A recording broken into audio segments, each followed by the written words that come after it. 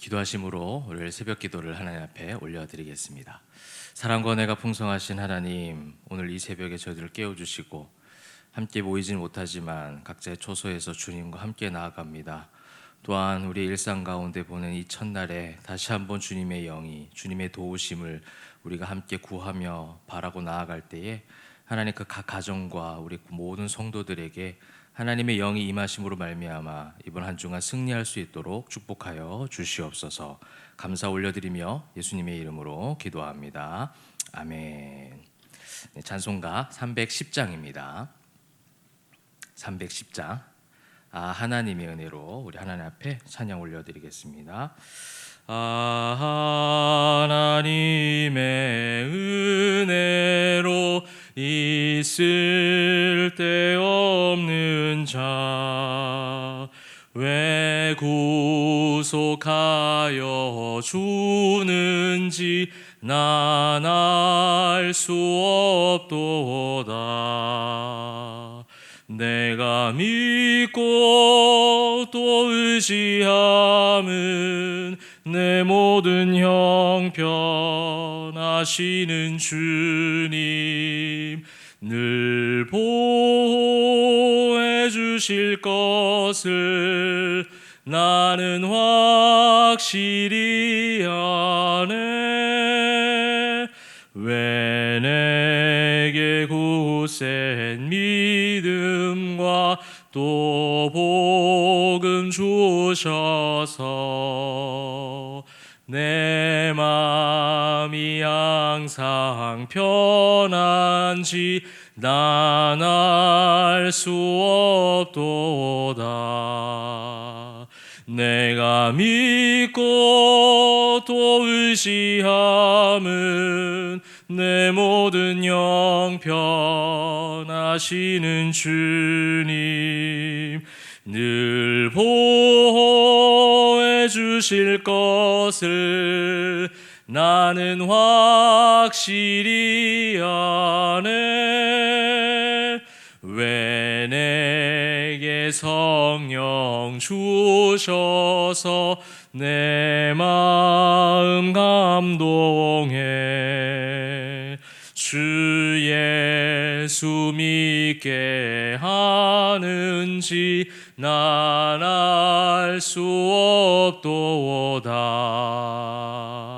내가 믿고 또 의지함은 내 모든 형편하시는 주님 늘 보호해 주실 것을 나는 확실히 아네.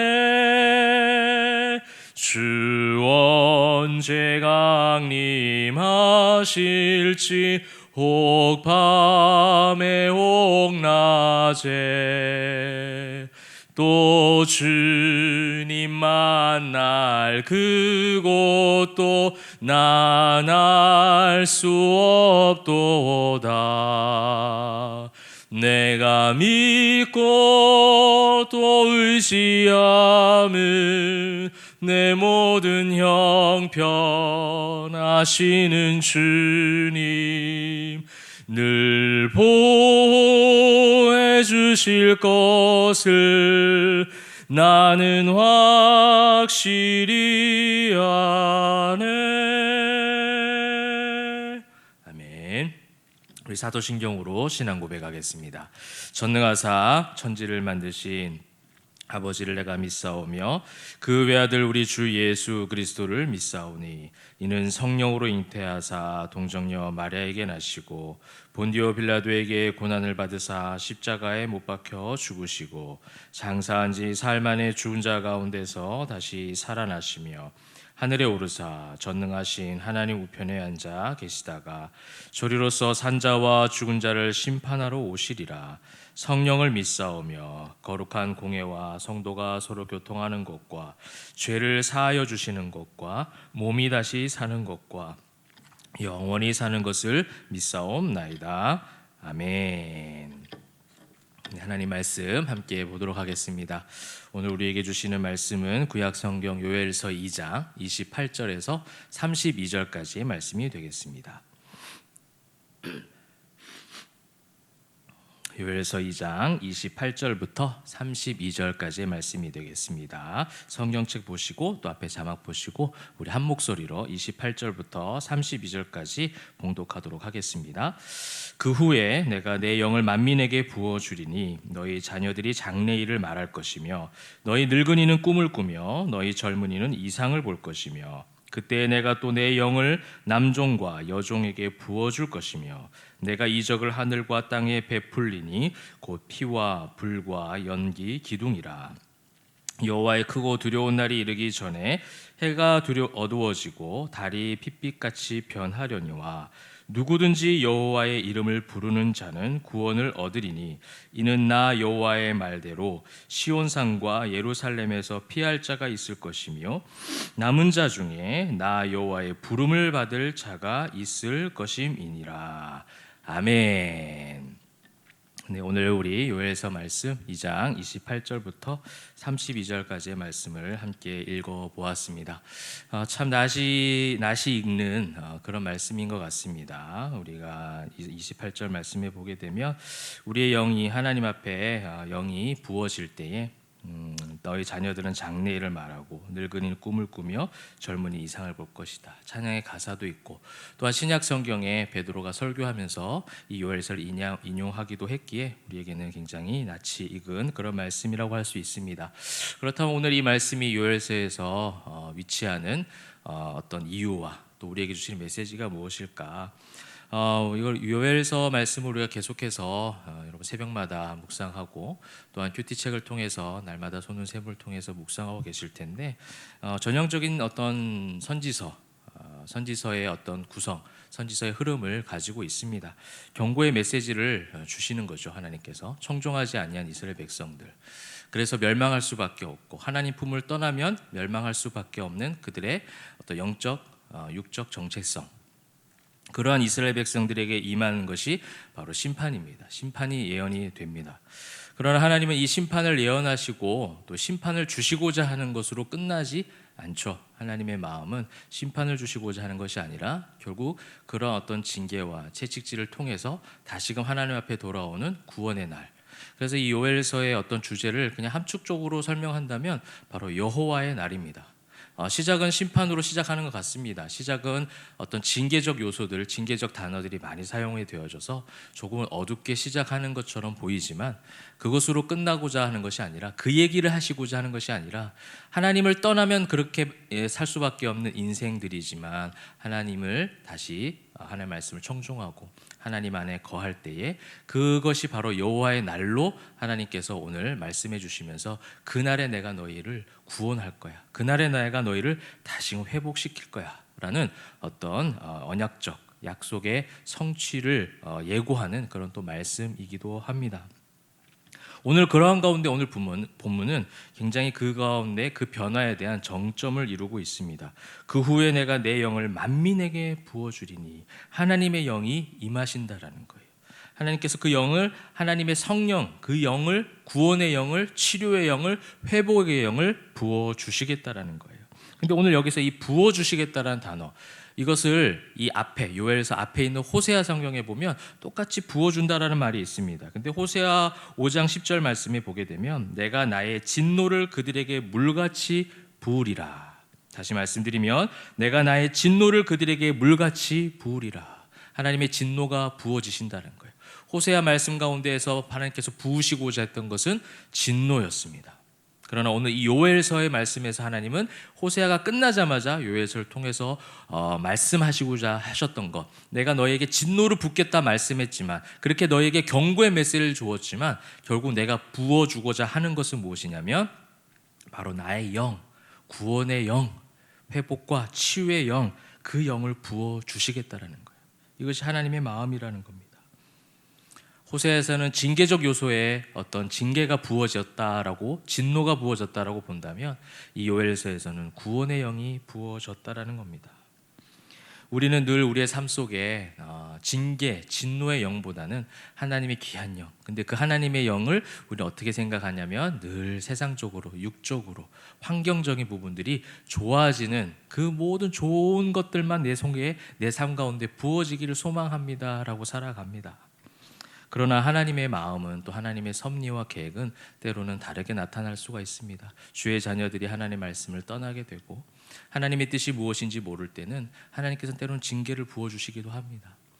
그러나 그 징계와 고난이 부어지는 그 상황 가운데서도 그렇게 하나님 앞에 돌아오기를 바라는 하나님의 계획이지, 그것이 우리에게 어떤 잘못된 길로, 완전하게 사망의 길로, 끝나는 길로 가게 만드시고자 하는 그런 마음은 아니시라는 거예요. 이 말씀이 인용된 것이 사도행전이라고 말씀을 드렸습니다. 사도행전, 베드로가 설교하면서 그렇게 제자들과 베드로가 마가다락방에서 성령을 체험한 이후에 이 말씀을 요엘서를 인용하며 전합니다. 근데 제자들의 삶을 한번 보십시오. 제자들이 예수님을 따라다니면서 3년 동안 제자 훈련을 받았습니다. 그러나 그들은 예수님이 십자가에 못 박히시던 그 순간에도, 또 부활하셔서 승천하시는 그 순간에도 예수님의 날, 여호와의 날이 무엇인지를 잘 이해하지 못해요.